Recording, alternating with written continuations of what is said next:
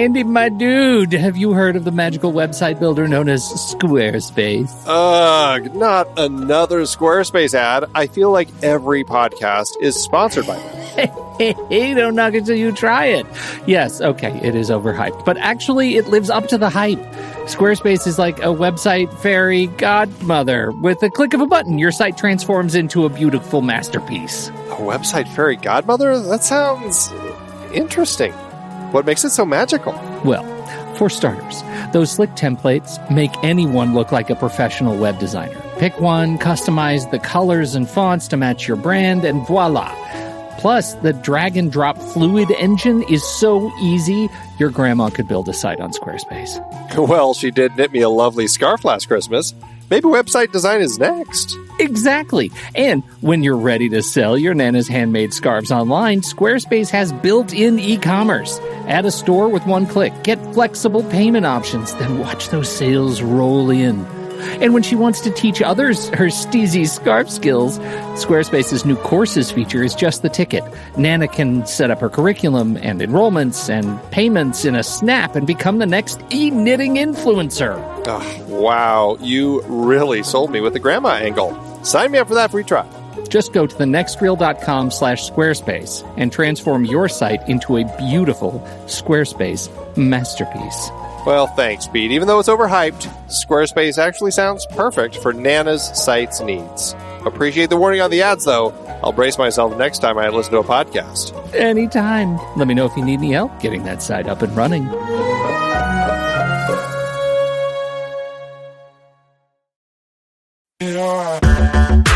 Andy, can you believe we've almost hit 700 episodes of The Next Reel? I know, it's crazy. And with all the other episodes in our family of podcasts, we are well over 1,200 episodes of movie conversation.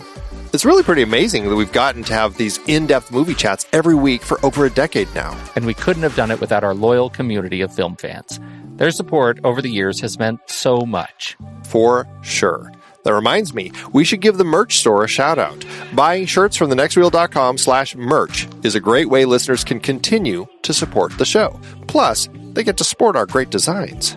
Absolutely. I think sometimes folks forget we have a variety of shirts, mugs, phone cases, and more available. In fact, a great place to start is with a shirt sporting the Next Reel's logo. We also have that classic Fast Times Spicoli Surf School tee, or the weirdly popular Rusty's European Tour shirt.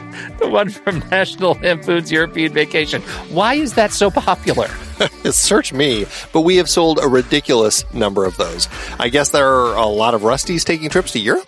We're always adding new designs based on movies we've covered, like our brand new design for a streetcar named Desire, featuring a streetcar named Desire. So if you want to rep your love of TNR and films, head to thenextreel.com/merch. Every purchase helps us continue to have these weekly in-depth conversations. So visit thenextreel.com/merch today. And as always, thanks for listening and being a part of the Next Reel community. We've got lots more great movie chats coming your way. I'm Pete Wright. And I'm Andy Nelson. Welcome to The Next Reel. When the movie ends, our conversation begins. In just a matter of seconds, you're going to hear a classic episode of this show from back in the day when we called ourselves Movies We Like. It took us a while to settle into the show's format, so you'll notice some differences as you listen to these episodes. For instance, it takes us a bit of time to actually get into the conversation about the movie. Things like that. But we're still proud of the conversations about the movies themselves, and we think they're worth keeping in the library. So enjoy these episodes from our back catalog. And you can become part of our Discord community, learn more about the show, and find out how you can become a supporting member at thenextreel.com. So thank you, everybody, for downloading and listening to The Next Reel. We appreciate your time and attention, and we hope you enjoy the show.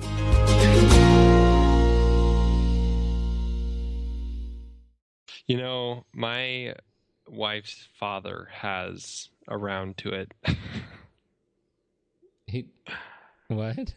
He has a round to it. They gave him this round piece of wood, and it says on it, "This is a to it." He'll get around. Now you've got around to it. Yep. That's pretty good. That's a dad joke. That is a dad gift for sure. That's a dad gift. Other dads came up with that gift. That is clearly a dad thing. Yes. Yes, it is. What would you like to talk about tonight? How's your health? My health is good. My spirits are good. Can I tell you why? I would love to hear that. I got a homemade card from my son from daycare. You did not. And it's very sweet. And it's clearly one of those cards where his teachers kind of ask him what he wants to say, and then they write the message on the front because, he can't really write the messages. He just draws me a lovely picture on the inside. Mm-hmm. And so the message that he felt he wanted to convey to me on this card is, Daddy, I love you. I want a toy. Nice. I got one of those actually for Mother's Day. My son made one for his mother, my wife, and I think he misinterpreted some of the instructions because it went from all the things I love about you, Mom, plus I hate it when you yell real loud at me. And I read that before he'd given it to my wife, and I said, "What? Why would you write that?" And he said, "Well, I think my teacher was asking us to write 7 good things and 1 really bad thing on our Mother's Day card."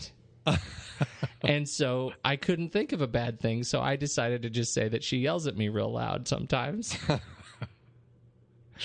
Yeah, she doesn't. I mean, she's not much of a yeller at all. She doesn't even yell at me. And if anybody's a target for yelling, it's me. That's so funny. Yeah. We were at can I tell you one more? I got one more story. Because this one is the one I really wanted to tell you. And then you sucked me into the card thing. We my son, again, we went to a dental cleaning, and they said, you got a kid who's got really big teeth coming in. And I'm worried, the dentist says, I'm worried about crowding. And you know what they do with crowding? They take out teeth. Right. I've had that done myself. He said, I need you to go see, I'm going to give you a referral to an orthodontist just to get a consult.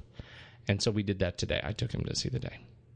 Fun. And so the nice person comes in, this woman who says, does he have any, other illnesses? Does he have any this or that? And then she says, as we're all, the 3 of us, me, my son, and her, we're sitting in this office. And she said, does he have any habits? Like sucking his thumb or, doing anything around his mouth? And I said, no, he doesn't have any habits. Can you think of any habits? And Nicholas says, no, I don't think so. She says, okay. She goes over to the computer. She starts typing notes, and he says, wait. Oh, I do have one. I totally have a habit. And I'm thinking, what is your habit? She says, sure. What is it? What is it, bud? And he says, I put my hand down my pants.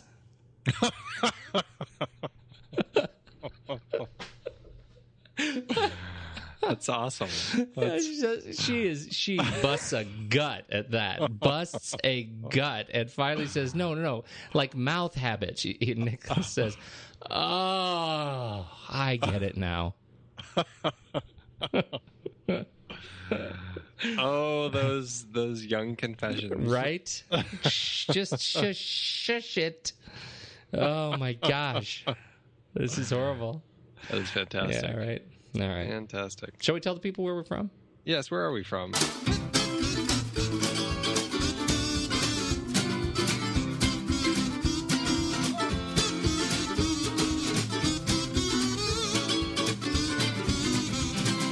Hey, welcome to the next reel, everybody. I'm Pete Wright. That there is Andy Nelson. Yo. And we are the next reel. We spoil movies heartily. Old movies, great movies, and we spoil them for you.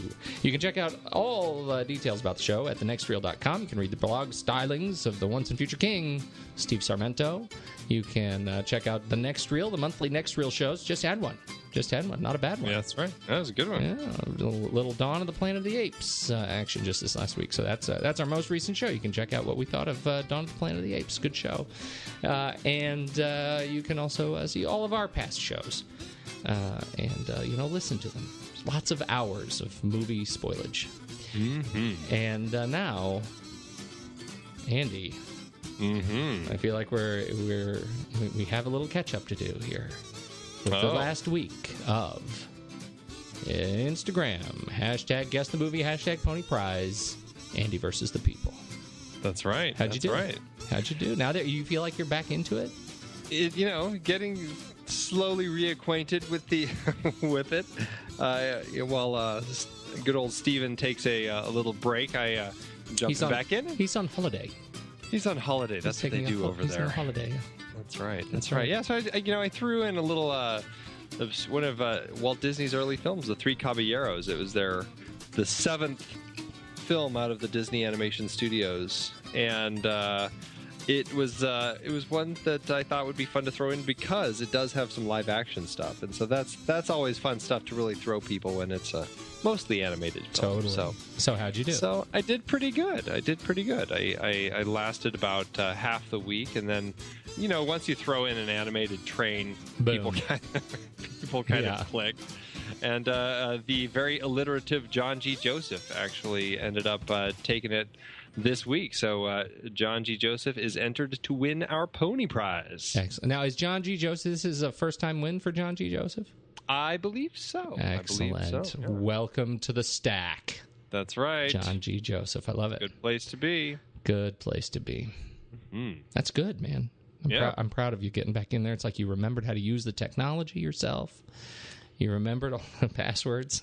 I know. It was a little tricky. I trying to sort out what I'm going to do this coming week, and I have an idea, but looking for images, I realized, wow, this is a movie of lots of faces. I'm going to have a hard time with this one. So we'll see. We'll see what I can pull out of it. Excellent. Yes. Excellent. All right. I think that we should go from there and jump straight into trailers. Ooh.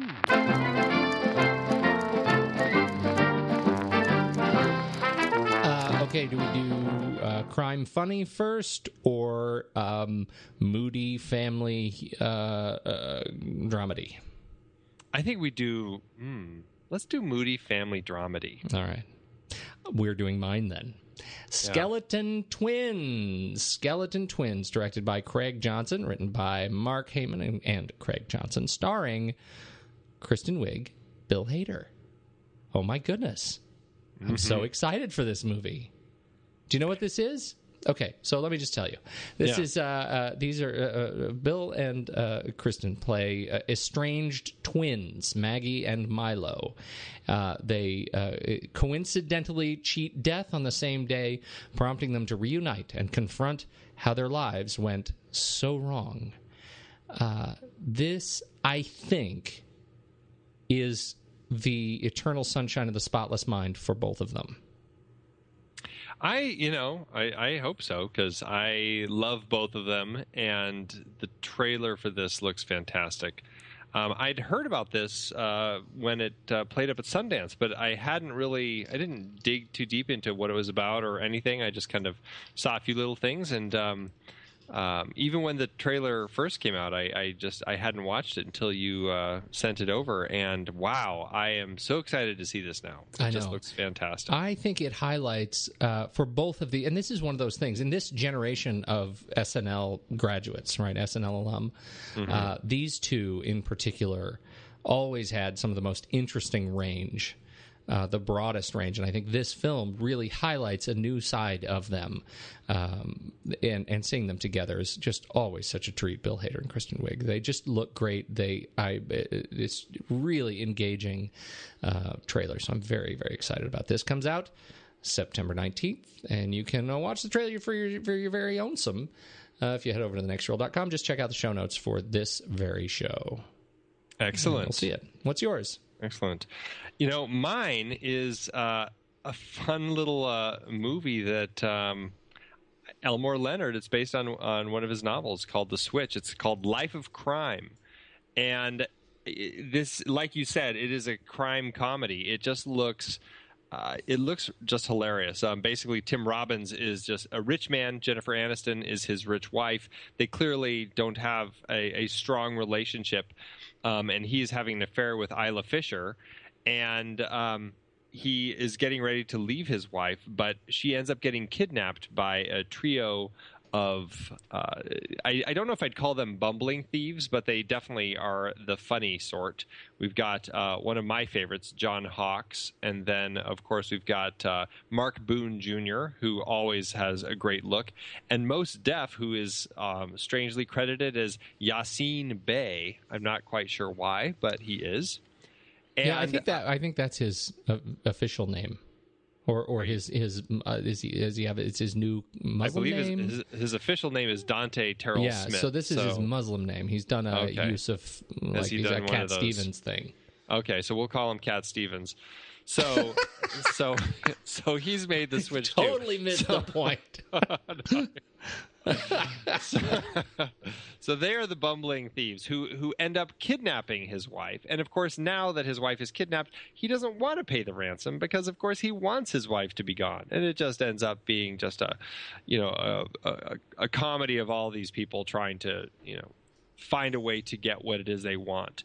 And, this just looks like that Get Shorty type of crime comedy that I love so much. And I'm hoping it is.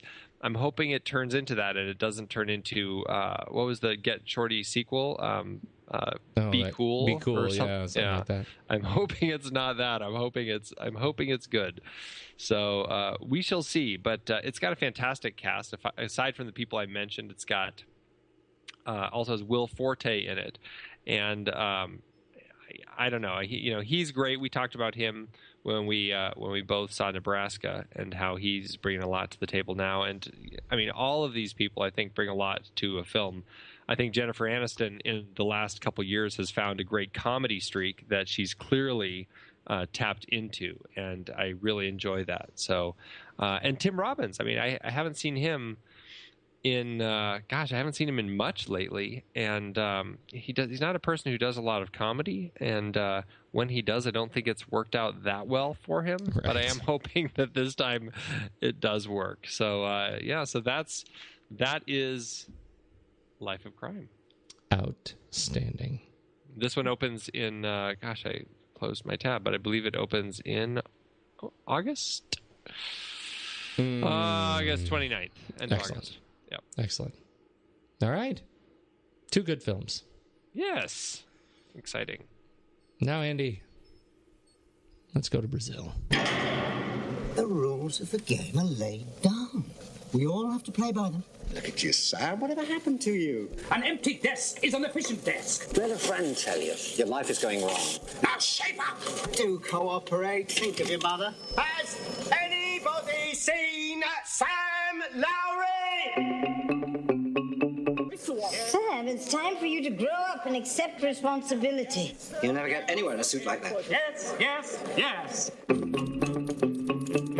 Sam, what are we going to do with you?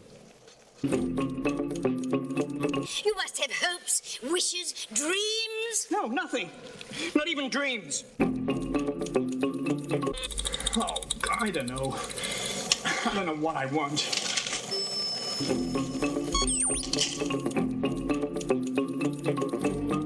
You won't believe this. I know it's going to sound incredible, but I've been dreaming about you.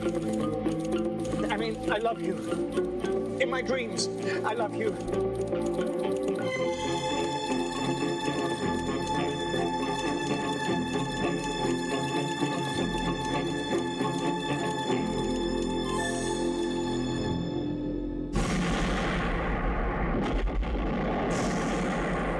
We've always been close, haven't we?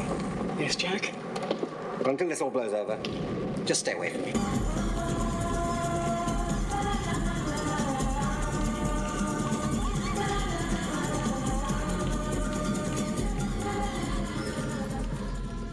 Andy, you set the bar so high last week when we closed last week's show.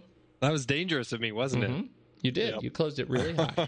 We were talking about the 1984 or 85 British film Brazil, directed by Terry Gilliam, written by Terry Gilliam, Tom Stoppard, and Lime. Charles McCune. Charles McCune. You said, your words, sir, this is Brazil. You said, this is my very favorite film of all time. All right. I did say that. I recall. I feel like the gauntlet has been thrown. I feel like it must have been. Why don't you open us up? What do you? Why is Brazil your very favorite film? This goes back to college, I suppose, and film school, and this was a film that I just hadn't even heard of when I first got to college, and I was working at a pizza joint, and one of the guys that I worked with was really into interesting films, and we always ended up talking about these films, but he was one of those people who was really passionate and would tell me the film and all these different, it's just like the interesting things about it, and he would go into these details, and it sounded like a really interesting film when he pitched me Brazil, but he pitched me Brazil in a way where he really kind of got into the whole idea of the Battle of Brazil, which is, I'm sure, going to be part of our conversation of the film, and how when Terry Gilliam made this and tried to release it in the United States, Universal wanted him to change it and didn't like the version that he was releasing. And the international version, of course, was the longer version, but Universal ended up making him cut it down, and there was a cut down version. And then inevitably there was the now famous Love Conquers All version that Universal ended up releasing on TV.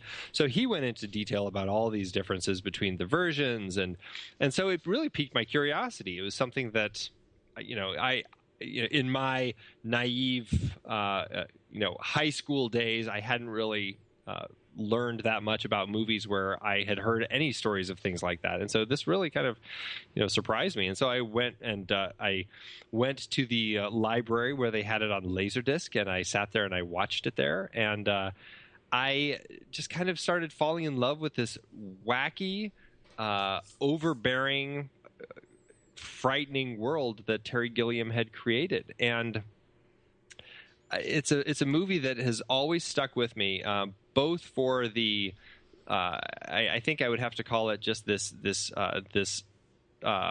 I used overbearing already, but just like this strong presence that Terry Gilliam has in his films, and just this busyness that is everywhere in his films that always has a tendency to feel like kind of broken down and grimy a little bit.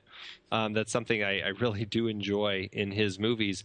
But it's just so dense. There's just so much from beginning to end in the film that I find myself still being able to watch it and always getting new things out of it, always hearing lines that I've missed before, or hearing it in a new way, or getting different references, and just catching jokes that are really buried in there.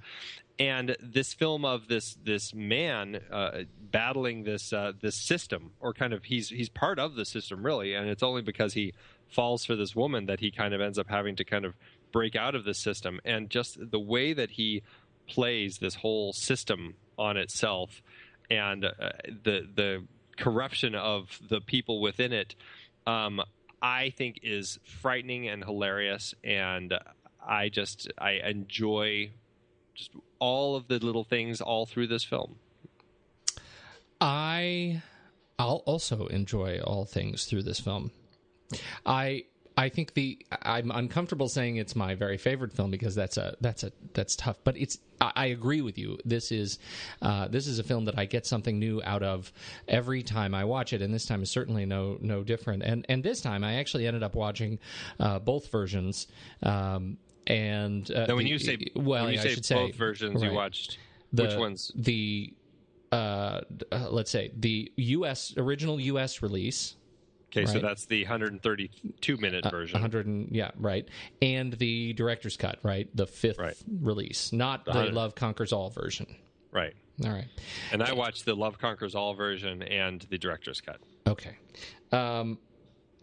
Actually fascinating. I've never seen Love Conquers. I can't wait for you to tell me about the Love Conquers All version. It's hard for me to believe there's a movie there, as much as they cut. So okay, so we'll talk about that. One of the things that I think you touched on there is just the level of kind of detail of the wit that comes through this particular film, and I can't help but think about the ease with which the wit is delivered. Not just the width, but the depth of the wit is delivered. For example, the sequence where, the first arrest.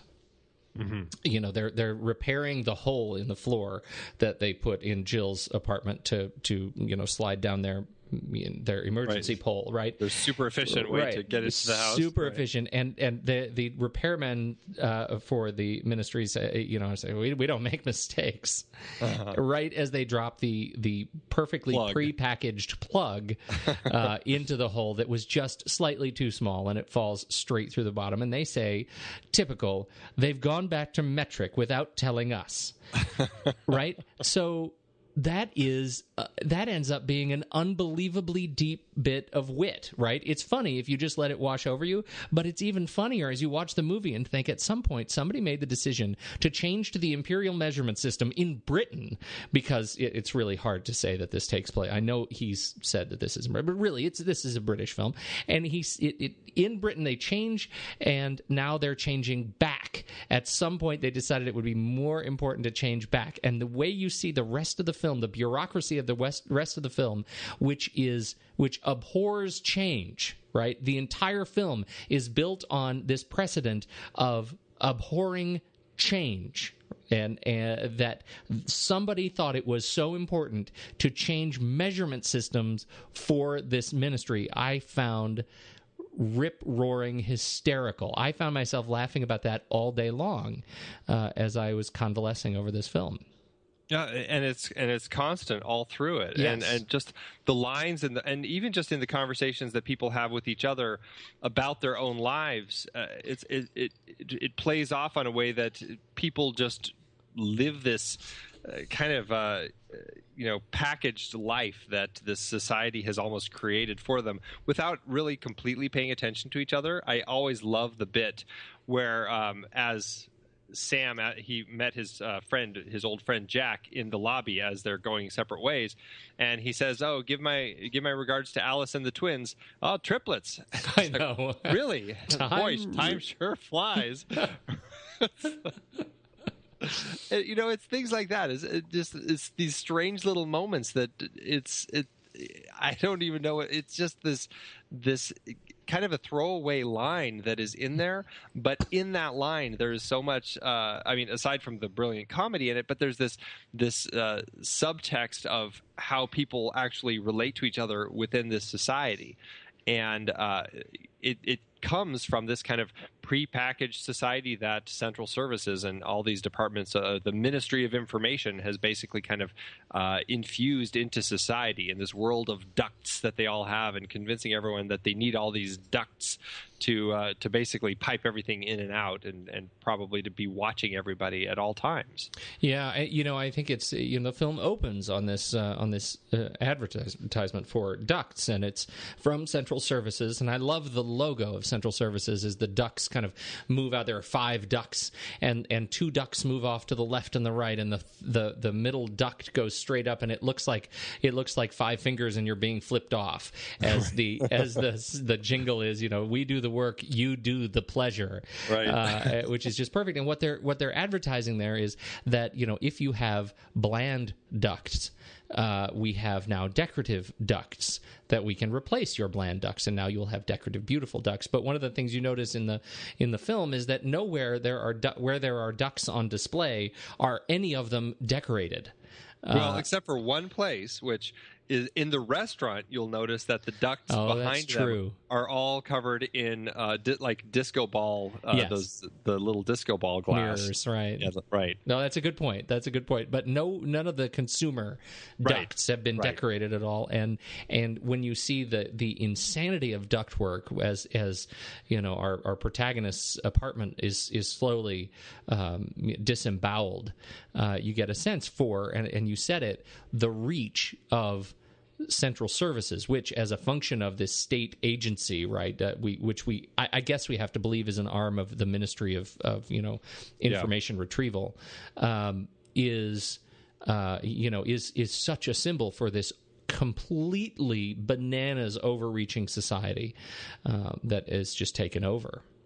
Yeah, it's the society where they've really tried creating this system to help make everything easier for everybody.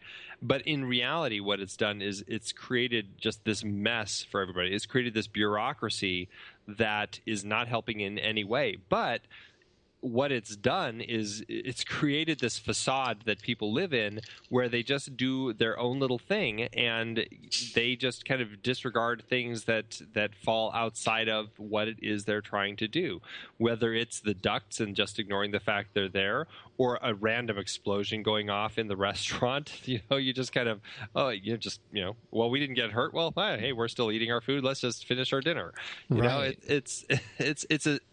It's this strange society that these people have created, and that they are willingly living in, and frighteningly accepting of the part in which they play in this system. Yes, yeah. It's funny, and I think that ends up being the statement. We talk. Refresh me. You said you phrased this so well last week when you were talking about the trilogy of the imagination and the role that each of these three movies play related to the age of the protagonist. Oh yeah. Let's see. Well, there was Time Bandits, and it's Time Bandits, Brazil, and The Adventures of Baron Munchausen. And Time Bandits is the child as a young dreamer, Brazil as the middle-aged dreamer, and Baron Munchausen at the dreamer at the end of his life. Right. So here we are in this middle film, and we are sort of experiencing. I want to say it's kind of the drought of the kind of early middle age.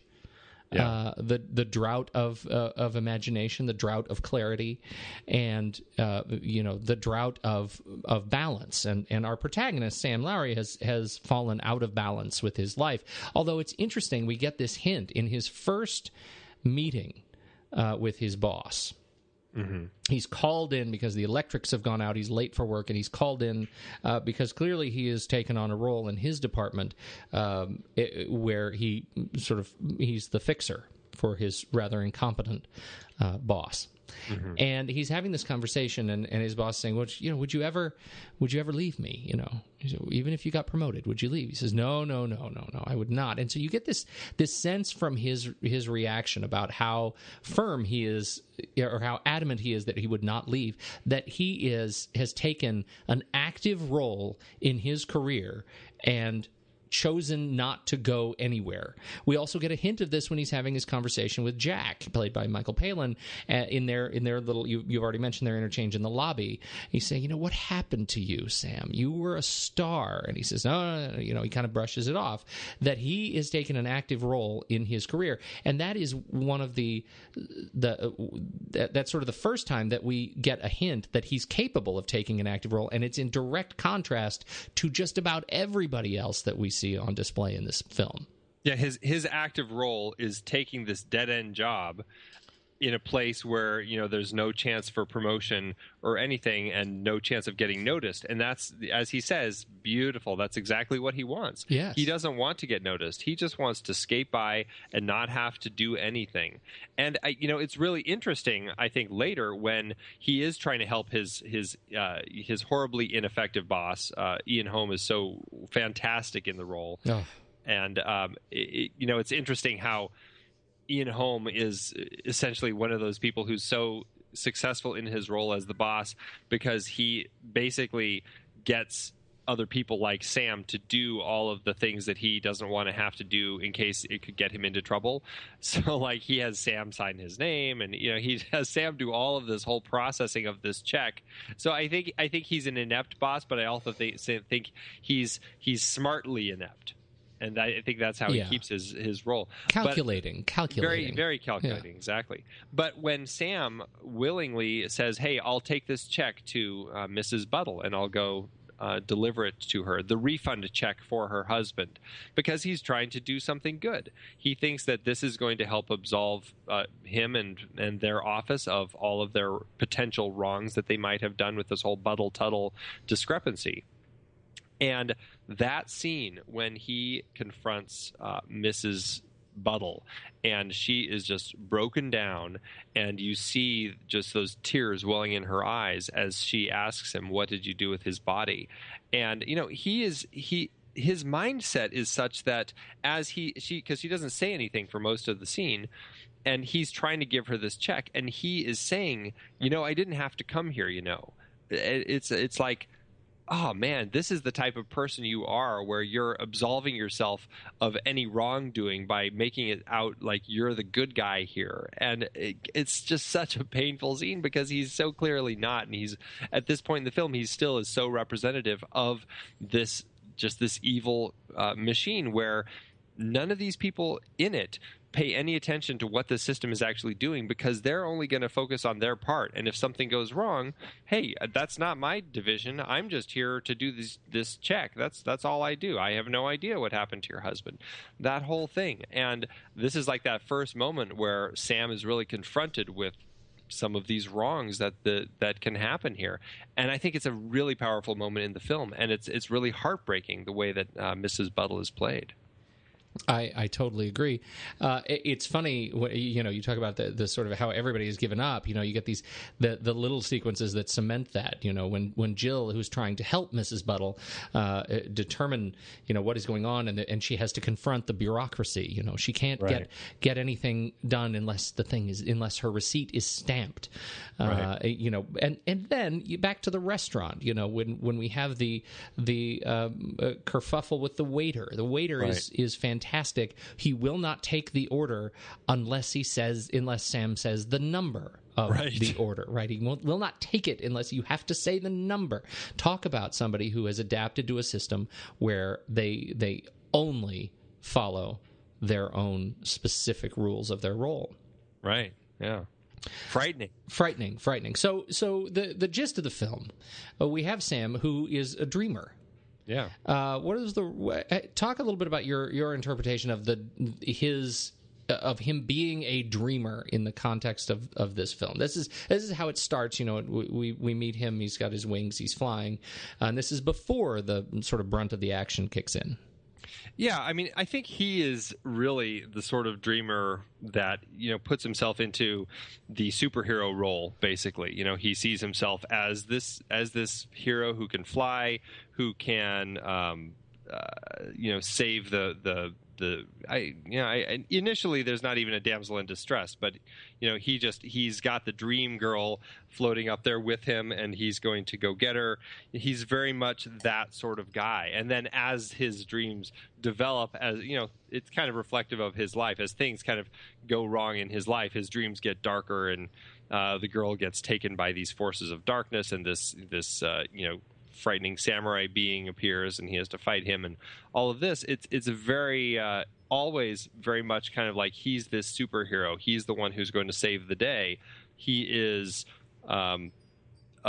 somebody of interest. He is somebody that is important, and in no case in the film does he really ever show himself to be that. And even when he tries to kind of use his dreams, when he starts pursuing Jill and takes over her truck and bashes through the roadblock, and there's the whole pursuit, and he dumps the house and all that. At no time is he really an effective hero. I mean, he's very ineffective, and he's just, he's trying to live that life, but clearly that's just not a life that, at least in the context of this reality that these people live, you're just not going to really be able to kind of fight this system. I think the person who successfully fights the system is Harry Tuttle, Robert De Niro's character, who really is just this guy who goes in and out and fixes people's ducts. That's the real hero, who is trying to cut through the bureaucracy. And Sam is trying to be a hero like he is in his dreams, but I don't think he sees past the system that he's still in, you know? I do. It's this. It takes me to this sort of Midi-esque place, right? I mean, we have this guy whose life, his mother is otherwise sort of kind of has him henpecked. He has no other significant relationships. Trying to set him up with her friend's daughter with the headgear, and he otherwise has very, very little but his dreams. But one of the things that I like so much about these dreams is that they set us up for the expectation that Sam is capable of acting in a way that is bold. Right? Yes. We know he is capable of doing it because he fashions himself this way, right? Sam's ego, his superego, what we see in his dreams is capability. What we see in reality is him beginning to act on that capability by trying to capture the woman of his dreams when he actually sees her. And so I like that. I like the fact that we get to see him evolve kind of before us. And I see that as a great parallel to, particularly to Ben Stiller's version of Walter Mitty. Yeah. Certainly not the original Thurber story, which didn't have any kind of evolution to it. But what we see is a guy who knows how and begins to take action. What we see in the end when he figures out how to actually fix Jill's problems and goes to the ministry and erases her. It's a great example of him discovering himself. Yeah. It absolutely is. And I would add that Jill, his relationship with Jill, I think is the search for Jill, right? Is I think significant to me, at least. It's significant of this idea of kind of yin and yang, right? The representation of Sam Lowry seeking balance, because you look at Jill, she is everything. She is the real life manifestation of everything that he is not. Right? Exactly. She is brave and bold and courageous, and she takes action, and she's an ideologue, and she knows what she stands for. Not afraid to go up against the system. Exactly. And so the parallelism that we see in this in the film, right, is really between him being that character in his dreams, trying to figure out how to do that in real life, and her being that in real life, and toward the end learning how to be the damsel. Yeah.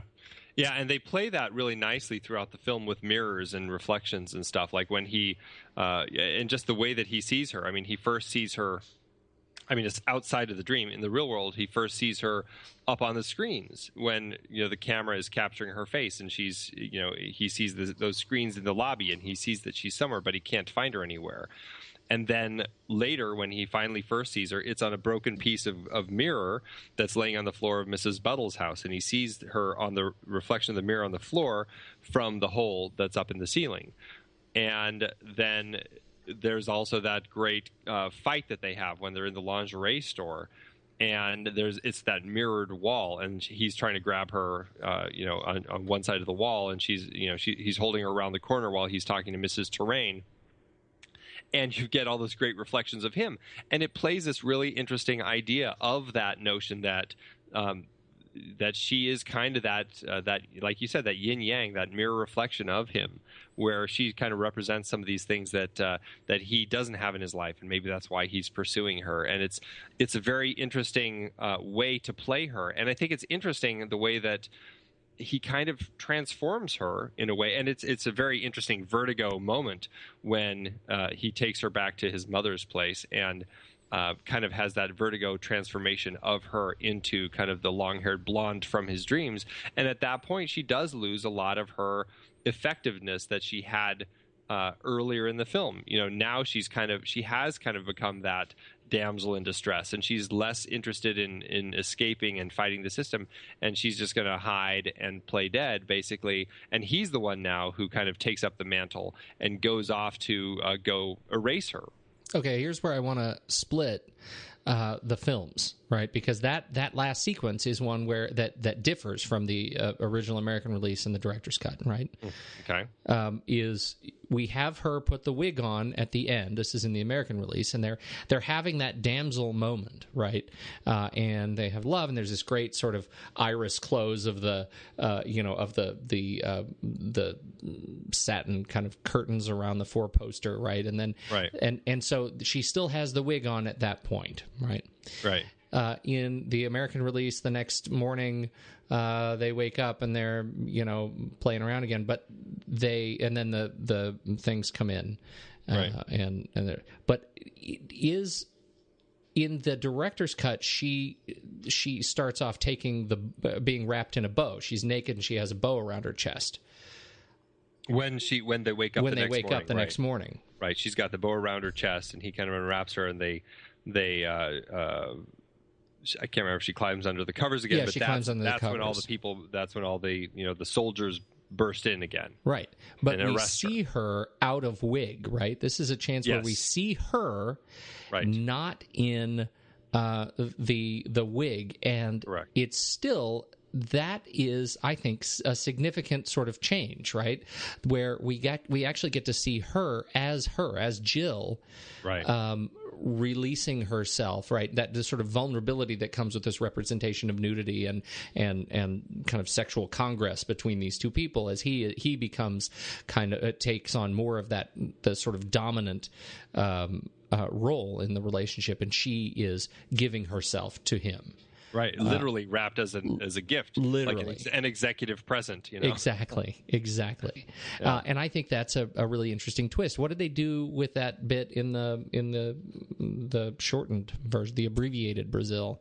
Well, that's about the point where things differ quite a bit, because it becomes a moment where he kind of, the way that version is really designed to make Sam look like a hero from the beginning, really, and try to make the government really the bad government, and it's where there's redemption is possible, and all these. I mean, what it does at this point, it builds to Sam fighting his way out of the system and winning, basically, is what happens. So you get that moment where, he gets caught, but then Tuttle breaks him out, and he goes on this fight to get out of the system. They blow up the Ministry of Information, and then he and Jill ride off into the sunset. And they go and live in a little house in the middle of a beautiful countryside. And so you have a lot of those elements still, but what it does is it removes the element of the gunshots, which is the key moment in that, when they break in and catch Sam.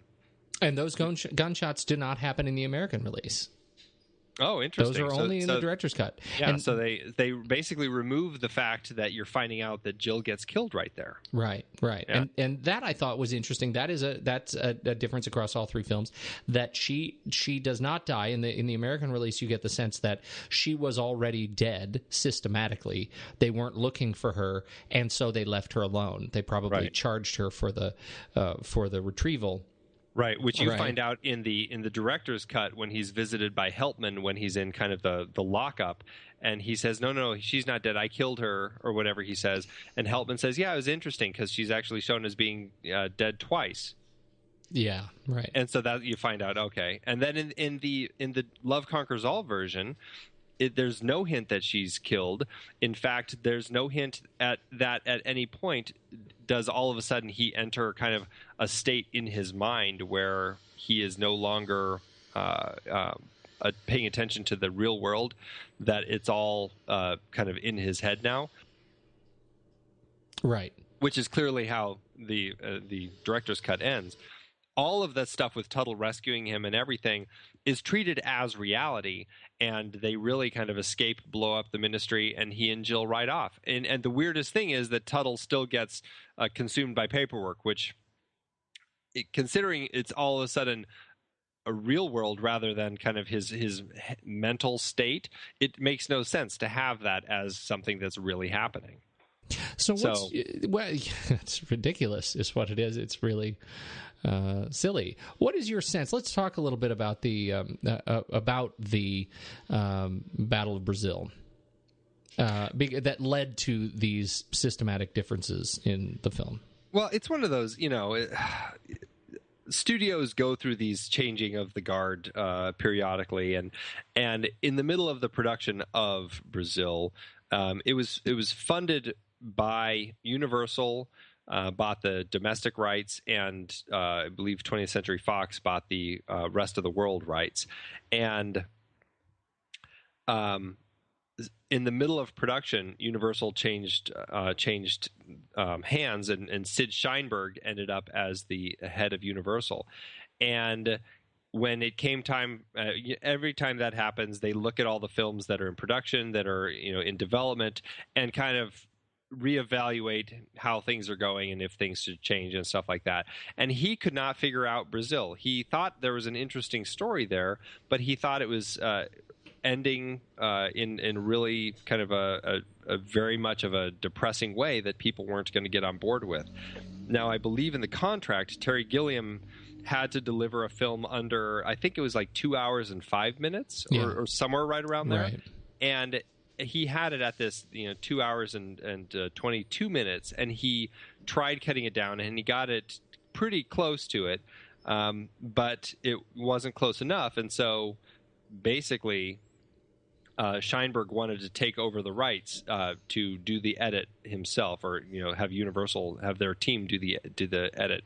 And Gilliam fought them on this because Gilliam he was trying to work with them to cut it down. He got it to 133 minutes, so it was closer. But Sheinberg really felt the ending needed to change, and he felt that moment when he and Jill are happy in bed, he's like, why don't we just end it there? And Terry, of course, he is a fighter anyway, and he's the sort of person, I think he says, I don't mind if I fail on my own terms, I don't want to fail on other people's terms. Right. And so he felt that the ending was right, and at least as far as for him, and he was fine if it didn't end up working, as long as it was the way that he had put it together. But he had put so much of himself into this film, he didn't want anyone else to come along. He didn't want to make the Sid Sheinberg version of this film. And so it just resulted in this fight where they didn't release it. I mean, it took them, I think, a year to get it released. And I mean, Terry Gilliam he put a full page ad out in Variety, and all it said in the middle of this giant blank page was, "Dear Sid, when are you going to release my movie, Terry Gilliam?" And just really trying to push him. And so in the meantime, the international version, this longer cut, had been playing. And actually, the international version is still slightly different than the version that the director's cut is now. I'd actually love to see the international version, because I know I saw it once a long time ago, but honestly, I can't quite remember how it differed. And Sid was, finally, after all this, reluctantly agreed to release this 133-minute version.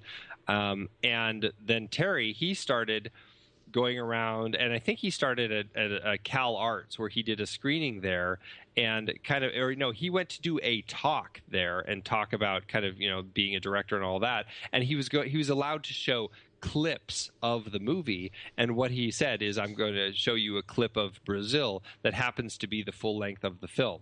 And so he showed them the film, and people started creating this buzz, and people started hearing about it. And then they did a screening for the LA Film Critics, and again, these were all not sanctioned by Universal. And the next thing you know, the LA Film Critics voted it at their end of the year the best director, best picture, and best screenplay of that year of 1985. And it started kind of building this buzz about this film. And so finally, Sid got the film released at the end of December, and it did pretty well for itself, but it didn't do as well as it maybe could have, or maybe it did better than it would have if it had just been kind of dumped and hadn't gone through this fight. It could have been one of those films that had no marketing behind it, only a few people saw it, and it ended up just doing really poorly at the box office. It's one of those interesting things that we'll never know, but maybe because this whole fight happened, and really because Terry Gilliam turned it into this very public battle using these letters like that. I mean, he went on the talk shows to talk about it. He even had Robert De Niro come out onto talk shows to talk about it. And Robert De Niro notoriously doesn't go do all the PR for his films and stuff like that. All of that is stuff that helped kind of fuel this fire and spark people's interest in the movie. It still didn't make money at the box office, but it did better than it probably would have. And now I think people have kind of realized that there's a real gem here. You know, Criterion finally released I think in '96 they released the director's cut on Laserdisc, then finally on DVD, and now on Blu-ray. And so it's been quite a journey to get it out there. But you know, it happened, and lucky for us that it did. You know, I would add a pleasant aside. The book, The Battle of Brazil, was released in 1987 by Jack Matthews, and it's a funny sort of ironic twist. Have you read the book? I have. I've read parts of it, and it has the annotated screenplay in there too.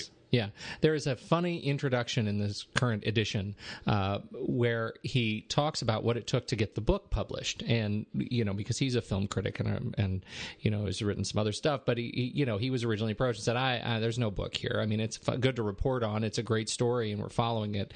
But then you know, buzz built, and he ends up he farms it out to some publishers, and they end up saying, "Yeah, sure, we'll look at this as a book," and he writes the book, but the book is too long, and so he ends up having to cut a whole bunch of the book. They won't put the screenplay in it. They won't do any of these things in the original release. And so in the current edition, he's got a new publisher, and he's gone back and added all the stuff that he wanted in the first place. The introduction tells this story of how the book, The Battle of Brazil, directly parallels his experience, the experience of Terry Gilliam in making the film. That is so funny. It is really funny. It's wonderful. The annotated screenplay is wonderful. They've got great storyboards in there. In particular, a particularly kind of arresting creative twist, making the film Brazil. You know, the film Brazil ends up. I guess it was an early working title. Brazil, but you know, nobody at the studio really liked the title, and so they made them go through the process of coming up with a whole bunch of other titles that most of which were made up in jest. Clearly, well, Jack Matthews has gone through and named all of his chapters after the titles that were the alternate titles that were supposed to supplant Brazil as titles of the film, and they're fantastic. This escalator doesn't stop at your station. If osmosis, who are you? I don't really get that one. You show me your dream. Skylight City. Disconnected parties. Can't anyone here play the cymbals? Sign on high. Arresting developments. Blank blank. Blank slash blank. Right. Am I right? You got to get the slash in there, right? Exact. Stroke. I'm sorry. Stroke. Yeah. Stroke blank. Chaos. Explanada Fortunada is not my real name. The right to bear arms. Someday soon. Forces of darkness. New Yak, and other bestial places. Right? Am I right? Yeah. Lord of the Files. Fold, spindle, mutilate. The smoking moviola. And the ball-bearing effect.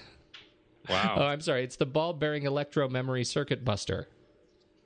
So all of those could have been the movie that we're talking about tonight. I, for one, am glad it ended up being Brazil.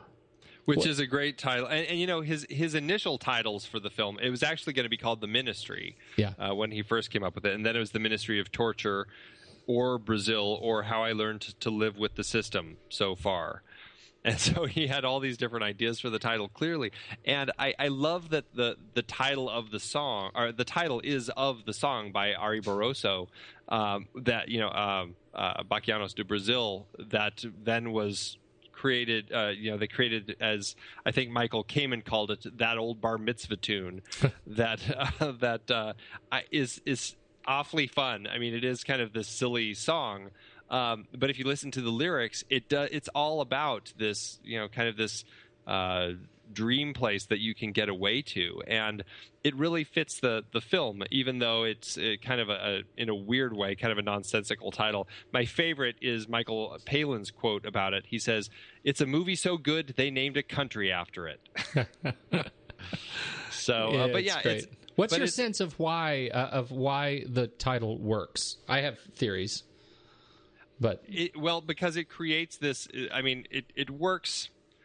If you know the song, I think it works a little better because you can kind of picture it with the lyrics and everything. But at the same time, even if you don't know the song, it creates this place where you can get away to. And you always hear, I don't know, criminals in movies, whatever, when they got to flee the country, we're going to make off for Brazil or make off for Rio. It's like this paradise that you can get away to that is. You're outside of the system now. You're away from the all of the connections to where you were before, and it's beautiful. It's a very freeing place. It's different. It's kind of this picture that you can have in your mind that is not where you are right now. Absolutely. I would add to that just as a twist. Not only is it a place that's not where you are right now, it's a place that is untouchable, that they can't get you. And because so much of this film is all about being reached wherever you are, that symbol is somehow so much more reticent. There's an interesting twist. I did not know that. Brazil, Brasil, did you know about the Irish myth of Brazil? No, but I know.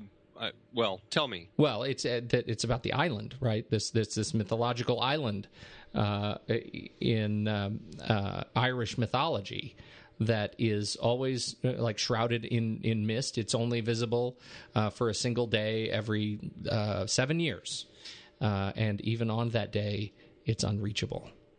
It's that place you can never reach. Yeah. Well, it fits. There you go. It definitely fits. I like it. Yeah. And, I love the quote on the poster, the little tagline, Brazil, it's a state of mind. All of that kind of fits into that, Right. Yeah. Mythical. Okay. Let's talk, shall we talk a little bit about the people? Before we do, I just want to also throw in this whole idea of terrorists and terrorism. Oh, yeah. Okay. I find this so interesting and such an interesting part of the film. And I think it can be read in so many different ways. Are there really terrorists, or is it just that this system is so, so broken and buried in its own bureaucracy that things aren't getting repaired, and so they're constantly breaking down, causing all these random explosions to be going off? Have they kind of put so many different people in so many different departments trying to handle things that they are actually, in a way, kind of sabotaging each other, and that's what's causing all of this stuff? Or are there really, these kind of good guy terrorists out there like Harry Tuttle trying to fix the system, but in the process causing these problems that are leading to these explosions? I think it's interesting that you could look at it potentially in many different ways. I've always kind of looked at it like there aren't any terrorists. That this system, I mean, you have people like Spoor and Dowser, these horrible, evil repairmen who are just, just really all about making more work for themselves to keep themselves busy, really. And are the only characters that actively terrorize anybody. Exactly, right. They are the biggest terrorists in the film. And in my way of thinking, that is the terrorism is in the film, and now this system has created this belief that these terrorists are out there, even though there really aren't. But it's one of those kind of scare tactics to get people to call them, only call us. And let me just ask you though. Then, what's your sense of the? And again, I have a theory, but what's your sense of the explosion in the TV shop in the very beginning? All of the different explosions that happen in the film. It's just always different explosions that go off, I think, because things are broken and there's a clogged duct somewhere that just finally just pops and it just causes this great big explosion. That's always been my take on it. Terrorism, I think, in the film, and we get a little bit more of an exacting view of I think Gilliam's take on it when looking at the box, the package that Jill has to take. Has to carry, and he Sam's character is just fixated, thinking that it's that it's a bomb. And as it turns out, after the bomb goes off, or the actual explosion goes off when he's in the shop, it turns out it's just executive gifts. That she's making a delivery, and that the bomb itself was the MacGuffin. There was I read, I think it was in the part of the annotated screenplay in The Battle for Brazil, that said the one thing that Gilliam wanted to do that would make it better was to actually fill the box not with executive gifts, but with it was an actual box of red herring. Yeah, right. which I think kind of celebrates the entire point of terrorism being just a system that is eating itself, and how prescient much more prescient could this possibly be? Here we live in an era where all of our work to fight terrorism is under one government agency, Homeland Security. It's as if they read the screenplay. As if they read the screenplay and took it as like a document that they should follow. Right. Because obviously more people under the same roof makes for less complication. Yeah. And so here we are. It's a fascinating comparison. This is another one like Time Bandits that I think holds up even better now that we have the benefit of time behind it. I do want to ask you this, because you made a comment last week when I was talking about technology and good versus evil, and the way that message holds up in Time Bandits. What's your sense of the way that message holds up in Brazil, in terms of the statement that they're making about technology? My stance is this isn't a movie about technology. No, I don't think it is. I mean, technology is very interesting in this film. I love the way that all of the technology is designed, because it's clearly, not just form follows function, but form is following function really far behind. Like, oh my gosh, that's brilliant. Yeah, they've created, this functional stuff that is just so.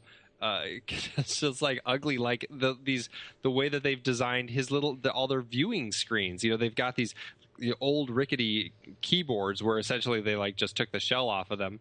So it's just this ugly shell of a thing with this little thing sticking up with this little tiny, probably like a 2-inch TV on the back of it, a black and white screen with this great big magnifying screen in front of it that helps them like see it bigger. I mean, it's so silly, but it's they've found these ways to kind of make things that work, but none of them really do. And like you said, I don't think the film is about the technology. I think the technology is very interesting, but what I think it's all about is the bureaucracy and how this technology ended up getting designed the way it is, because bureaucracy was trying to fit it into this mold that it needed it to fit into. Yeah, absolutely. It exaggerates, the technology exaggerates the ridiculousness of the world. Yeah, absolutely. And it was funny. Where did I see this? There was a great quote from Gilliam talking about technology in the making of his movies, and in particular, this was about an interview on the Zero Theorem, and he is like so many I think older purist directors in Hollywood are saying, technology disconnects us, it disconnects people rather than brings them together. And then he says technology is very convenient. On the other hand, it's wonderful. I've got an iPhone thanks to the film. We had some Apple products, and I got one for free. But what was most interesting in production, I changed some of the dialogue. I could take one little scene, make a little QuickTime movie of it, email it to Christoph Waltz in Berlin with the new line so that he could hear his original performance, record the new line on his iPhone, email it back, and that line recorded on Waltz's iPhone is in the film. Wow. Right. So, here we have a guy who's, been celebrating kind of the madness of techno-bureaucracy for so many years and is wielding it today quite expertly. Yeah. And I don't know if that's something that, as you get older, you kind of, adapt to the system that you're in, or if, like anything, there's always a good and a bad side to it. Yeah. Who do you want to talk about first? Well, Terry Gilliam, we've obviously been talking about. I think I think he's taken a great step from Time Bandits to this, and I think I'm glad that he had Time Bandits to use to get the money in order to do this, because I think right out of the gate. Well, I mean, he had Jabberwocky before Time Bandits, but that was a pretty small. He was still kind of trapped into kind of the Monty Python world. I think now after Time Bandits, but now he's really firmly stepped out of that Monty Python mold and has really found himself as a director. And like I said, I mean, this is my favorite film of his, but even if it wasn't, I still would probably say this is his best work. I think of all the films that he's done, he's created just a really solid world and told a very unique story. And I think with the help of Tom Stoppard, Charles McEwen, and what was the other guy's name that helped him write the script initially? His buddy who helped him write Jabberwocky. I'm blanking on his name right now. I don't know. It's on one of my pages somewhere. Anyway, his friend who helped him write Jabberwocky initially helped him start this, and then unfortunately passed away, I believe.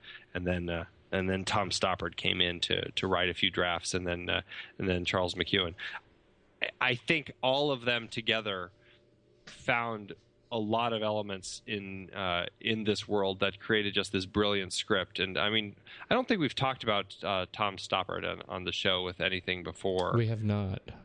But he's definitely an interesting writer. He's a playwright and has done some pretty big films that people have probably heard of, and a lot of TV actually.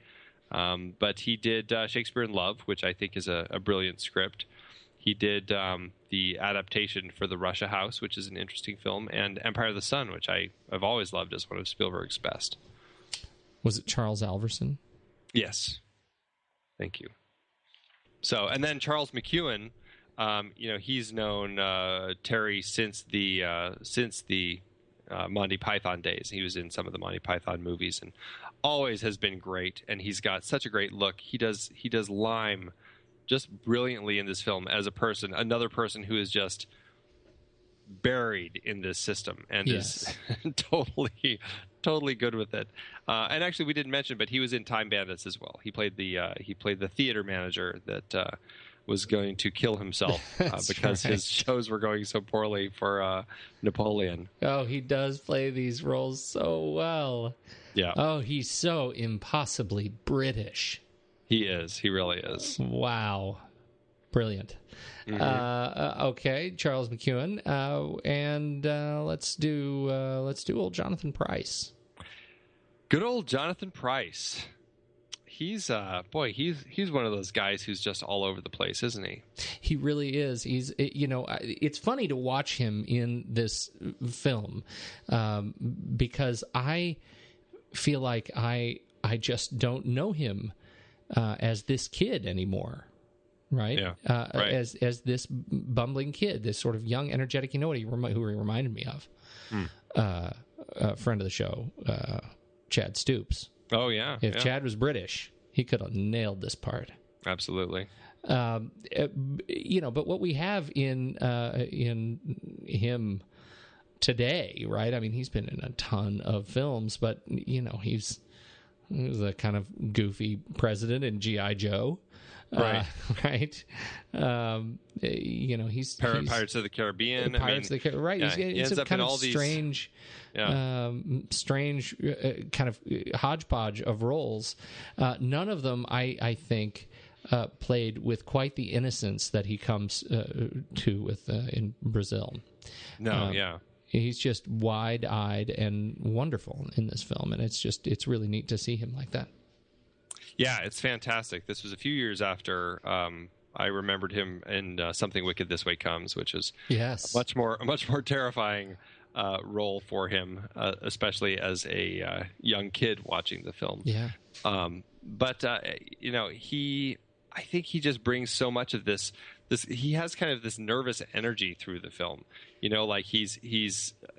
It's not like he's afraid to kind of do things wrong within the system, but there's just something the way that he kind of portrays it, where he almost just always seems slightly panicky. Yeah. And I really enjoy that all through the film, the way that he brings this performance to life. And I mean, I don't think that this film would be as strong without him. I mean, and if you look at the list of other people that had potentially been in the role, I mean, it's a very interesting list. I mean, the most interesting of which I think is the fact that Tom Cruise was on the list. And seeing this film, because initially they were looking for a younger 20-something person to fill the role. That's what Gilliam thought he needed. And so they were doing auditions with just all sorts of these younger Hollywood actors who were big at the time. Tom Cruise actually, I think, really wanted to do the film. What was the story with him? His agents wouldn't let him do a screen test because he was already of a stature, I guess, because of risky business, where they had basically had to call him and say, we want to hire you, that he wouldn't do screen tests. And so because of that, they couldn't consider him for the film. But Peter Scolari was on the list, Aidan Quinn, Rupert Everett, people who I just honestly can't see in this film. I mean, this film is all about that character, and Jonathan Pryce just is the role. Interesting twist, knowing that Tom Cruise is on the list. The fact that Kim Greist as Jill Layton could have been played by either Rebecca De Mornay or Kelly McGillis, opposite Tom Cruise. I know, that would have been a very interesting little reunion. Yeah, right. I think Ellen Barkin almost had it too for a while. Oh, Ellen Barkin, Jamie Lee Curtis, Ray Dawn Chong, Rosanna Arquette, Madonna. Interesting. Wow. Madonna. Yeah, that they went down a lot of roads that I'm glad didn't work out. Because I think Kim does a good job in the film, and I enjoy her in the role. I do too. She takes a little bit of getting used to for me. Yeah, her character is rough around the edges, and she's hard to get close to. And I, as a character, and just as an audience member, I find her that way. Yeah. That's, I think, definitely more the way I find her. And I haven't seen much from her, much other stuff from her. She was in Manhunter. Which was right after that, which was, the first take on Thomas Harris's Red Dragon, Hannibal Lecter series. But I don't have much of a memory of her. I certainly don't remember her in Throw Mama from the Train. Come on. Yeah. You right. kidding me? Am I right? No, I'm serious. I love that movie. Manhunter, Throw Mama from the Train, Punchline. Really? You're gonna hang your head on that one? Throw Mama from the Train? Really? Have you seen it? It's hilarious. Okay, maybe it's time for another guilty pleasure. Add that series. to your list, son. Add it to your list. I'll take that bet. Movie. Oh. It is so funny. Oh man, it is so funny. Owen. All right. It's out there now. Oh come on, Anne Ramsey. Anne Ramsey makes that film. Kate Mulgrew. Just saying. Okay, enough about that. So she was fine. It was an interesting aside to note that Gilliam himself was not all that thrilled with her stuff, and some of her stuff ended up getting cut just because he didn't like her performance. Yeah, I think he had a hard time working with her, and just found her a little difficult. And I think some of the way he was directing her, because he was trying to really kind of push push her to be more closed off and stuff like that, and so would do things to kind of make her react in ways that he wanted to see her react, and I don't think she liked that method of directing. So it was just one of those things. But I mean, from my perspective, I think that she's fine in the film, but like we said, she does take a little getting used to. Yeah. Who doesn't take getting used to? Robert De Niro. Oh. I remember seeing this. I actually did see this very early on. I think this was rated R in theaters, right? Was it an R? I believe so. I think it was. And this was one of the first R movies that I saw in the theater when it came out, and I was so excited about that. And was, I had already come to terms with who Robert De Niro was, but didn't know he was in the movie, and was so excited to go tell every adult that I knew, did you know Robert De Niro was in Brazil? Isn't that amazing? Such an idiot. That is so funny. But it was great to see him and Jonathan Pryce. This was like the prequel to Ronin. In a way, it was. Right. It's right. Thematically, maybe not so much. Yeah, De Niro ended up in it because he had just done The King of Comedy, and he had just done Once Upon a Time in America, both of which were produced by Arnon Milchan, who was the producer of this film. And so Arnon thought that he would be good in the film and introduced him to Terry, and originally slated in the role as Jack Lint. Didn't get that. And so he is Harry Tuttle. And he didn't get Jack Lint because the brilliant Michael Palin played him. And if that man just doesn't bring great stuff to every role that he's in, man, he's so frightening in this. And, I think a lot of that just stems from, having his daughter in the room with him when he walks in after torturing somebody and his lab coat's just covered in blood. And but the way he plays that is just like the dad at Christmas time. Yeah, that was really horrifying. Yeah. The way he plays it. It was, goodness. Terrible. And that was, I think, a last-minute addition, the whole idea that Jack and Sam would be having this conversation. And there is a surprise here that it's that Holly, the daughter, Gilliam's youngest, was sitting in the room. Like, it's cut funny, right? There's no establishing shot that tells you that to the left there's a living room. Right. And so it's really jarring when you see her over there. But the way that scene ends, that he starts out as this really swell guy, but he's a complete monster talking about, his work torturing people. The way when he exits, the last line of this film is as priceless as any, that I think comes out of the humor, the British humor of the film. Holly, the 4-year-old, looks at Sam and says, "Put it on, big boy. I won't look at your willy." Right. That may be the darkest thing that this 4-year-old is saying that to this adult. Right. It's just wrong. You'd never get that out of a child if it wasn't directed by her dad. Exactly. And actually, she refused to do it on set. And so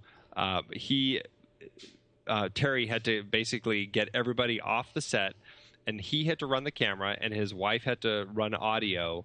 And that was the only way that she would do it, is if there were no people around. So good. Acting with children, as they say. Brilliant. Katherine Helmond is fantastic as the constantly getting more youthful Mrs. Lowry. Until she doesn't. Until she turns to jelly. That's not her. No, in the dream sequence in her death. That's not her death. That's Mrs. Terrain's funeral. Oh, it is? Yeah. She was the one that's been decomposing the whole time. That's right. Yeah, Mrs. Terrain is the one who's going to the acid man. And so, her complications keep getting complications, and she keeps getting worse and worse. Whereas Katherine Helmond gets younger and younger, and at Mrs. Terrain's funeral, she now looks exactly like Jill. Yeah. And so it's kind of a to the point where thing, and that is creepy, because they ended up using Jill for 2 of the turns, right? And then Katherine Helmond on the last one, who actually they younged her right on up. Yes, they did. No, but she works really well with Terry. She fits into his worlds really beautifully, and just she latches onto it, and she just does it, and she does it perfectly. She is so good in every scene that she's in, whether it's when the very well documented shot of her face getting stretched by her plastic surgeon, played by Jim Broadbent, that seems to be the photo that they use in every marketing thing they have for this film when her face is getting stretched. Or just wearing that shoe hat on her head, whatever it is, she's perfect. Truly. We got some little parts. Ian Holm, Bob Hoskins. Ian Holm, we've already talked about great, yeah. as Mr. Kurtzman, brilliant. And Bob Hoskins as Spoor, one of the heating engineers. And oh my goodness, the resentment that brews between the two of them over this stinking form. Right. It's a wonderful twist. It's fantastic. Yes.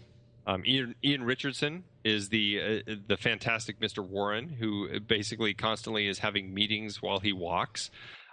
We've talked about him in Dark City. He was fantastic in Dark City, and he does this role brilliantly. It never stops talking, and I love the way that he plays the role. It's so much fun. And finally, Peter Vaughn as the kind but impotent sort of uncle. The mother is having is the mistress leader. Of the crippled leader, Helpman, who is great. We don't see much of him. He's usually at a distance until we get this wonderful sequence where Sam he pulls Sam close and says, "I need your help," and it turns out he just needs him to help him. He needs Sam to help him stand up to pee. Right, and it's a wonderful bathroom exchange. Yeah, that is pretty funny. I don't think that it's his mistress though, is his wife. I think because his father worked with Mr. Helpman. I think they're just old friends. Oh, I've always read that as that they are subversively in an affair. Well, maybe they are, but if so, then she certainly is still screwing around because she's all over the young men at the party. Right. Well, so there you have it. So there you have Add that it. to the stew of you thinking about this film. That's right. Okay. Who else? Well, and just last, Jack Purvis pops up as the Acid Man, the other doctor, and it's nice seeing him after Time Bandits pop up in something else. Oh, that was right. That's yeah, right. Right. That's right. You're gonna. What did he say? You're going to look like Ma, or yeah, that funny exchange at the party. You keep doing things like that. You're going to. Oh, I see. Now I don't have the script in front of me. That's okay. Well, it was very funny. It was funny. Michael Kamen, I mentioned earlier, did the music for this. I think this is Michael Kamen's best work. The fact that he took the song Brazil, that, as he says, that old bar mitzvah tune, and adapted it into the score and created this living, almost a musical feel to the film. It's so lush with music, both bluesy, adventurous, romantic. He creates all these moods all through the film, and it works so well. And you get that it taps into that dream state, and it really is kind of like the dream mentality of Sam outside of his dreams. And this music, I think, is spot on, perfect for the film.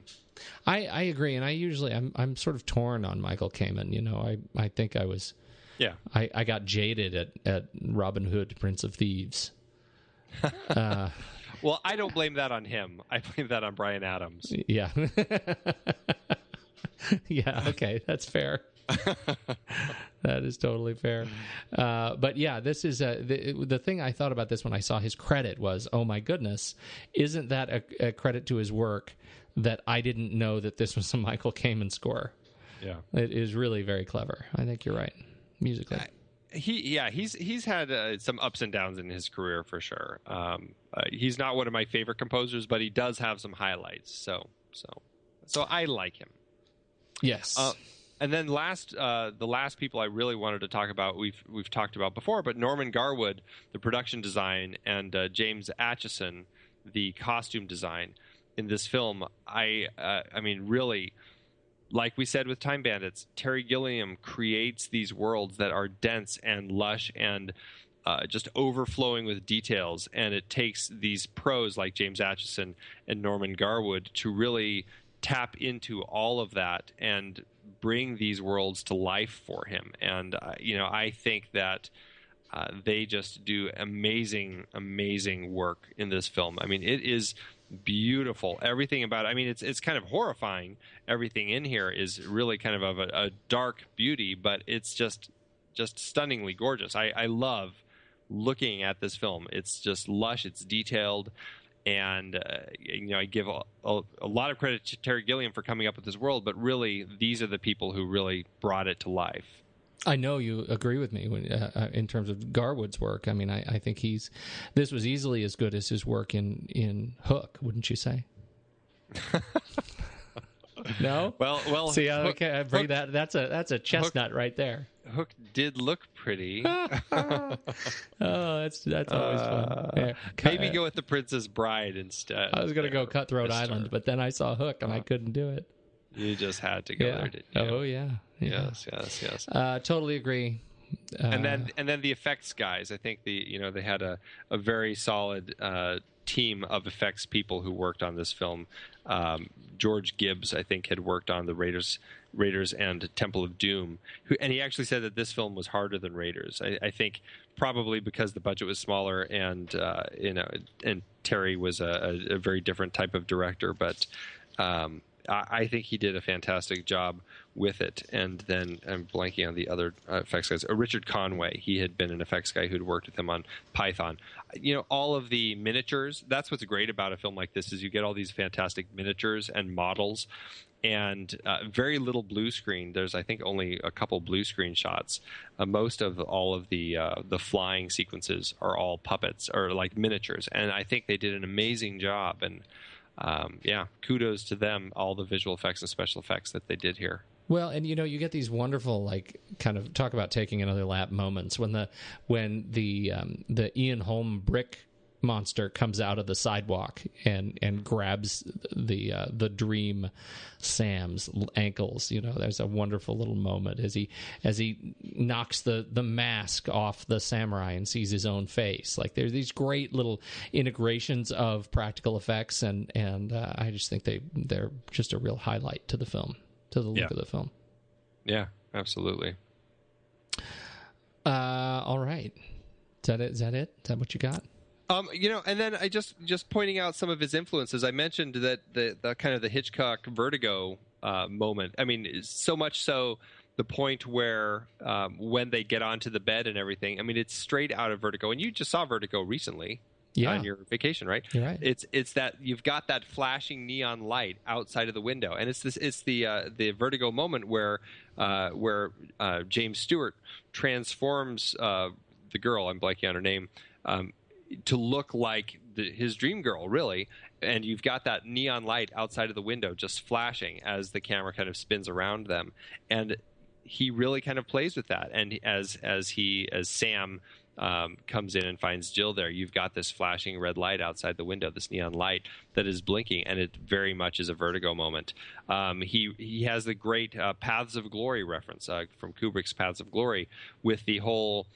he wanted to kind of have his own, marching through the trenches sort of thing. And you've got this fantastic tracking shots where the camera pulls back and you go all the way down this incredibly, long corridor and then around a corner and then all the way down another long corridor all the way up to Kurtzman. These fantastic, and just all the bustling of the people going around. It's a fantastic nod to Paths of Glory. A little nod to The Third Man with Lime, with Charles McEwen's character's name. And then, of course, the infamous Battleship Potemkin bit that I don't think was in the... Was it in the American version?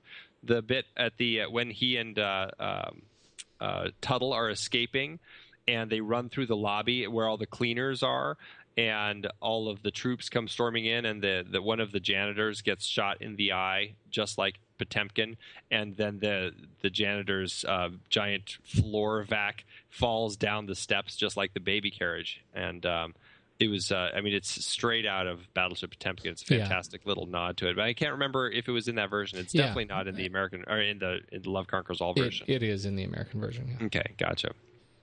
So, I just, fun little things that he's throwing in here that I think are great little nods to other films, whether he's trying to say something or he's just being fun and creative. I think they're all fun to note. Yeah, totally. And to watch, Brazil after the fact, to see the impact that Brazil has had on other directors since. Yeah, absolutely. Its flavor is everywhere. Yep. What say you? Ready to talk about some numbers? I am. I just wanted to mention one last thing. And, I can't find a link for this. If anyone knows where you can find a link, definitely send it over. But there was a group that, how these movie theaters would do like screenings of Grease, where you could go is the sing-along version. Yeah, and you could go sing. And, Rocky Horror version. Right. Somebody out there did a live performance version of Brazil, and it was done on this one of these kind of buildings where it's got kind of a central kind of just a green area to sit in, and that opens up, so it's kind of like a big square-shaped building with a big opening in the middle. And they did the performance in there, and they actually had the Sam Lowry character. So the movie was playing on the wall, and then they actually had actors kind of acting it out, and the Sam Lowry character was on wires, and when he was flying, he would go up, they'd pull him up into the air, and he'd be flying around in the interior of this big space in there. And I know that I had seen a link to this years ago, and I was fascinated by it, and I was crossing my fingers that one day it would come play somewhere near me, although I've never have heard anything of it since. So clearly it hasn't quite become as popular as some of these other sing-alongs. Because you would take your own set of wings that I know you have in your closet. I would. Right next to your Laserdisc of this movie. You bet, man. Uh-huh. I'd be that guy. Fantastic. Yep. So anyway, that's a fun little bit that they have done. I wish I had a link that we could post, but if anyone else knows of it, just send it on over. Absolutely. You already mentioned that this film did not make its box office nut. It didn't. This is a film, like I said, they sold it at Cannes to Universal and Fox for a combined total of $15 million. That was the budget they went in with. They ended up making domestically. I could only find the domestic numbers. It obviously did well in Europe. So potentially that would push these numbers up higher, and maybe it came closer to breaking even. But domestically, it only made $9.9 million. So looking at just that, it ended up losing at the box office. Adjusted to today's dollars, it ended up losing almost 77.5 thousand per finished minute. So, but like I said, we're not taking the international into account there, so maybe it did a little better. I have to imagine. Yeah. That it broke $15 million. I'd like to think so. And it's one of those films that has kind of become a cult. I don't know if I'd even call it a cult classic, but I think a lot of critics who didn't rate it as favorably have gone back and have readjusted their thoughts on it, and are thinking more highly of it now. It keeps popping up on all these lists now. Total Film named it the 20th greatest British movie of all time. Time reviewers named it as one of the 100 best films of all time. All these different people keep putting it in one of the greatest films of all time, and it has found kind of this other life for itself later in its life, as people have learned to appreciate it, maybe as the director's cut has finally been able to be released. But it certainly is something that has grown in stature, and I'd like to think that has meant that maybe it has finally broken even. I would note that you and the Ebert diverge. We do. I know. He was not a big fan of this one. He only gave it 2 out of 4 stars. He had a problem with the ducts. He had a problem with kind of just this character. And, I don't know. I just don't think that he ever clicked with this film, unfortunately. Hard to follow. Seen it twice, and I'm still not sure who the characters are or how they fit. Yeah. Yeah. Oh, Oh, Well, see, there he are comes to times. he comes to your side for knowing, I know. and he totally lets you down here. What does that say? I don't know. I say we flick chart it. All right, man, let's do it. Head over to flickchart.com/thenextreel, and you can catch up with all the movies. You can see our stacked ranking list of all of our favorite films and see if ours match yours. Let's do it. All right. Brazil or knowing? Wow. Oh. Well, I'm going to go with Brazil. I know what you're going to go with here. Yep. All right. Brazil or An American Werewolf in London? Brazil. You know where I'm going to be going on all of these. Yeah, I know. I know. Yeah, and so like I said last week, this is largely going to be. It's going to hit a point where I'm going to have to let you take the reins and just kind of pick because otherwise, I actually am not sure if I should trust your finger to click. Like you may just not even know it. How did that end up at number one? Oh well. All right, Brazil or Moneyball?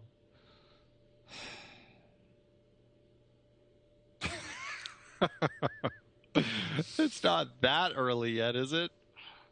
You know how I feel about Moneyball, though. I really know. I'm gonna give Brazil this one. All right. Brazil or Time Bandits? Oh, there you go. Oh, Brazil. Excellent. Brazil or Inception? Inception. All right. All right. I'm going to give you that one. Brazil or Raiders of the Lost Ark? Oh, jeez. Oh, man. I actually am surprised that that's not hard for you. It's not. It really isn't. Because it should be Raiders. I'm sure you did not understand my question.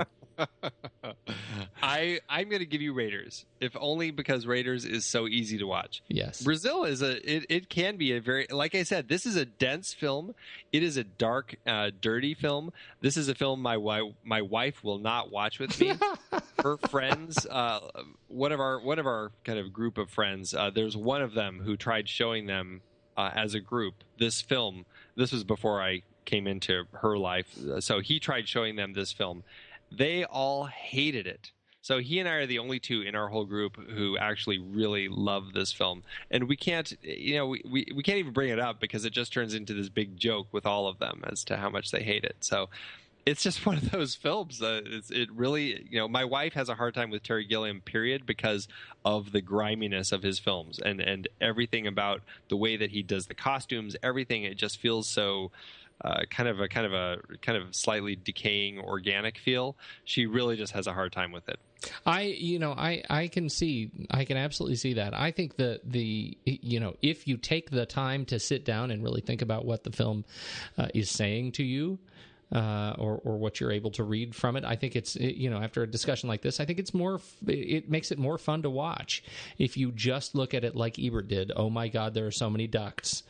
I don't think you get the point, but I hope that it comes. I deeply love this film, and I think it deserves wherever it landed. Where did it land? Number 2, 3?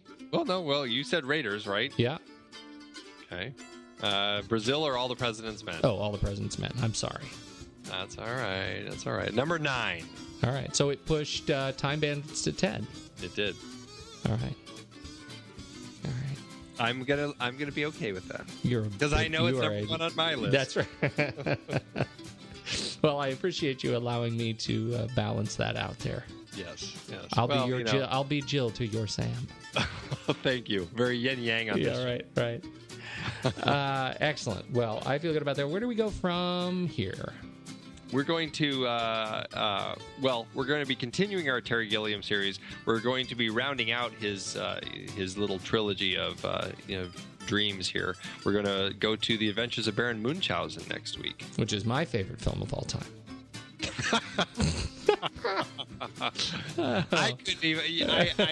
I could not even not laugh at that. No, it's going to be good.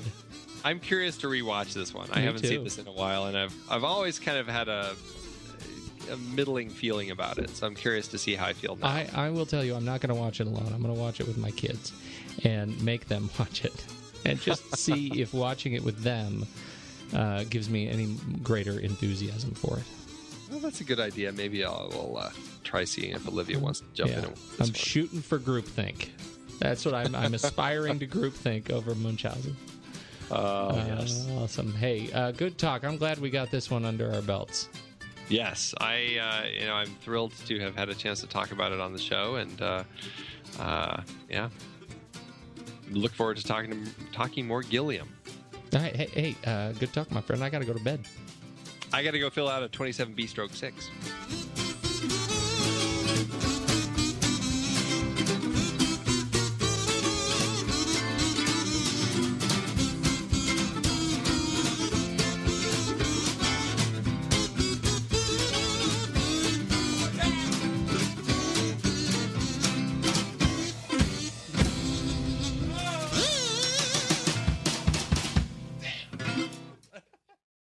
Mine's really quite subversive. Uh-huh. Ooh. It's a 1-star review. Aww. Oh, just wait. By a customer. I put 1 star on this review to get the attention of people like myself who find most movies bad. I always look for the worst reviews. To me, though, Brazil is the best. But damn it, forget what I or anyone else says, just like you have to forget idiotic rules about what the stars on a review mean. Decide for yourself. I saw Brazil first in 1986 or so. I thought it was good, but it was preaching to the choir. I already knew how miserable modern life was. It's the end of 2003 now, and I just saw it again for the first time in 17 years, and I'm shocked at how hilarious it is. Much funnier, much more from the heart than the serious young man thought. See it. And if you're an old geek like me, you'll love the set design. The old equipment is aging really well, as is the movie. Do you see what he did there? He wrote a really nice review, but he gave it 1 star to trick people. Subversive. Right? That's right. What'd you get? Mine is by ACW Python, who gave it 5 stars, but says, this should get a 15. This is one of the best movies in the world. Of course, you must be smart, because it is kind of confusing. But it has Jonathan Pryce and Michael Palin, the coolest man ever. It also has a little something extra I can't describe. End. What's the something extra? I'm not quite sure. We just spent like nearly 2 hours talking about this movie, and I don't know what the something extra is. I don't either. It's very, very tricky. Amazon. Andy, it is hard to believe that we have been having in-depth weekly conversations about movies since 2011. You are telling me. Producing this show week after week requires a ton of work behind the scenes. If you'd like to help support our efforts, one easy way is by using our Originals page when shopping for books and movies that we've covered. Just visit thenextreel.com/originals. Your purchases made through our links give us a small commission at no extra cost to you and allow us to keep having these great discussions. I love The Next Reel Season 4. Do you know why? I don't. Why? Because we got to talk about my favorite movie, Terry Gilliam's Brazil. That's not even an adaptation. No, but it was such a great part of our great Terry Gilliam series, and a few others in that series were adaptations, like The Adventures of Baron Munchausen, adapted from Raspi's stories, and La Jetée, which inspired 12 Monkeys. Oh, right. And for our Man with No Name trilogy, we saw how Sergio Leone's A Fistful of Dollars was basically stolen from Kurosawa's Yojimbo. We added Labor Day to our Jason Reitman series, adapted from Joyce Maynard's novel. Oof, there's one we'll always regret. Our big Stephen King series covered adaptations like The Shining, Cujo, Christine, and Stand By Me, great horror and coming-of-age tales. Another Coen Brothers adaptation, too. We got to talk about how they turned Homer's The Odyssey into Oh, Brother, Where Art Thou? For our holiday series, we did The Bishop's Wife and The Poseidon Adventure. And who could forget seeing Alec Guinness in the adaptation of Kind Hearts and Coronets during our series dedicated to him. We really need to do more of his films. Truly. We had our first film noir series with classics like Double Indemnity, Detour, and Out of the Past. And our black and white cinematography of James Wong Howe series with The Thin Man, Sweet Smell of Success, Seconds, and King's Row. So many adaptations. Oh, you're not kidding. Dive deeper into these originals and more at thenextreel.com/originals. Every book you buy helps support our show. Get the full list at thenextreel.com/originals and start reading today.